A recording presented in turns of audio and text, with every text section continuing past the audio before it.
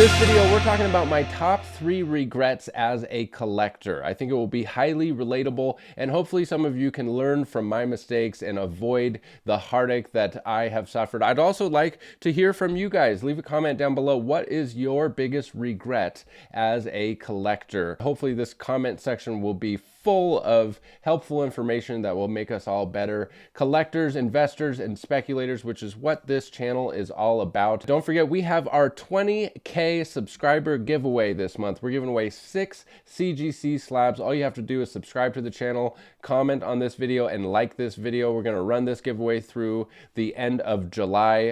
Also, we have a giveaway over at brycecomics.com. You're definitely going to want to sign up for the newsletter over there. Not only do you get entered to win a Hulk 340 newsstand, a $200 slab with that classic Todd McFarlane cover, but you also will get first access to new collections. And if all goes according to plan, by the time you're watching this video, I will be walking in the door with the biggest collection I have ever purchased, and I can't wait to share with all of you. I mean, the deal has been made. I just need to fly to Florida, pick it up, actually fly to Florida, ship it back, and then we're going to fly back. Long story, I'm going to make an awesome video about it. It's going to be something for the ages. It's one of my biggest transactions in my life. Super excited. Can't wait to show you guys what I got. Also follow us on Whatnot. Link down below for $15 towards your first purchase on Whatnot. We're also probably going to bring back some Instagram live sales. Going to have a ton of awesome Silver Age raw books. So give me a follow over on Instagram at Bryce Comics. So my biggest regret as a collector was my first comic book sale, and this one is totally embarrassing. I'm definitely going to humble myself on this. Like, I'm embarrassed to even say that I did what I did, but I was just a kid. I think I was like 16 years old. It was my first sale on eBay. I thought, I'm going to start an eBay account. I'm going to sell my comic collection. And you know, I was ambitious even back then, and I thought I would do like some wheeling and dealing, flipping, buying stuff at yard sales, whatever the case may be. And I wanted to get my eBay store started. So I put my childhood collection. It was a short box of comics. The only book I can remember that was in there was ASM 300. I mean, I must have got it for like $1. This was 20 years ago or so. I put the whole box, first listing ever, up on eBay, short box. It said, I think it was childhood comic book collection. You get the entire short box. And in my mind, I thought people are going to go nuts over this. I'm going to get $500, which is, I would have been thrilled for $500. Today, it would be worth thousands, you know, but back then I would have been thrilled for a couple $100 even. And I put in a 99-cent start, free shipping, and it ended for $3. I made all of the mistakes. I didn't take adequate photos. I didn't say what was in it. I just got in my head. I was blinded by desire, which is why I'm so passionate about, you know, mentioning don't be blinded by desire. Don't want something so bad that you forget all the telltale signs that are right in front of you. You know, I should have done my due diligence. I should have done my research, how to do eBay listings. I should have took adequate pictures. I should have described it well. I should have, you know, looked into all of these things. So in my naivety, I paid for the shipping. So it was free shipping, ended for $3. I paid to have somebody take my childhood collection. And because I just had it in my head, I was like, I want to start this eBay page off on the right foot. I want to get good feedback. In hindsight, you know, I probably should have messaged him and canceled it and been like, look, I'm really sorry. I'm just a kid. I don't know. But I did it. I followed through. I sent the listing, which had me a way net negative. And the feedback that I still remember because it just stings so bad. The feedback that he left me was, wow, so much for so little. That's it. No thank you. Just wow, so much for so little. And that was my first eBay sale. So the lesson there is, if you're going to sell on eBay, you absolutely should. If you're, you know, a casual hobbyist in comics, you should have an eBay store where you can buy and sell stuff. And there's lots of great YouTube videos out there. Hunter Comics has a video about selling on eBay.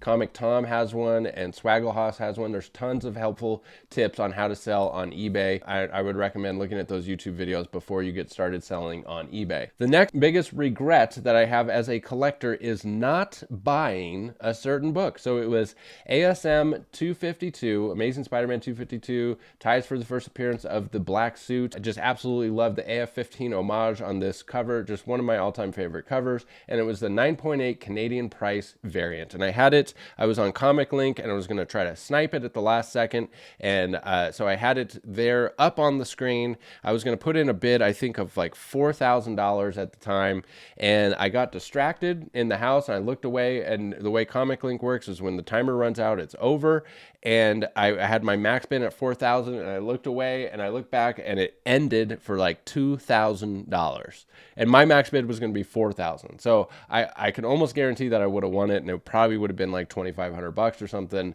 And that book is just a book that does not come up for sale all that often. So ever since that, I have regretted it. And so the lesson there and the mistake made was not buying when the time was right, not buying when there was a crazy opportunity. And I know some of you can relate to that too, where you see these auction sales and you go, whoa, that ended for that price, man, I would have paid more than that for that. So the tip is, if you are serious about, you know, having certain books crossed off your want list, set those searches on those auction houses and watch them, you know, or put in your max bid if you can't be there when the auction ends, even if it's low, because you never know, that low max bid might be the winning bid. So something I forgot to mention is it wasn't just the ASM 252 that I regret not buying. I went back into my Comic Link history like a couple years ago. I think it taps out at 4 years because it only went back to 2020, but I looked at some of the prices of books that I passed on in like 2017, 2018. The prices of books that I was bidding on but didn't win because I let it get away are absurd. I mean, some of those books that I could have won and could have bought that I didn't buy for like, because it went $10 over. And those same books are worth magnitudes more today. So I wish that Comic Link like kept a full history going all the way back to inception, but it tapped out. But there is a long list of books that I didn't buy for just a little bit too expensive that went way up in value. The next biggest regret I have as a collector is buying a book at the wrong time. All right, so we had not buying the book at the right time, and now we have buying a book at the wrong time. And I've talked about it before. I mean, there was plenty of books that I bought at the wrong time. I bought a Tales of Suspense 39 First Iron Man in a 2.0 at the absolute peak of the market. I think I ended up taking a little bit of a loss on that one when I saw the prices start to crash. I bought First Iron Fist for, you know, it's about half the value as is now. That one I still have. I bought a Fantastic Four 1 at just about the peak of the market in a low grade.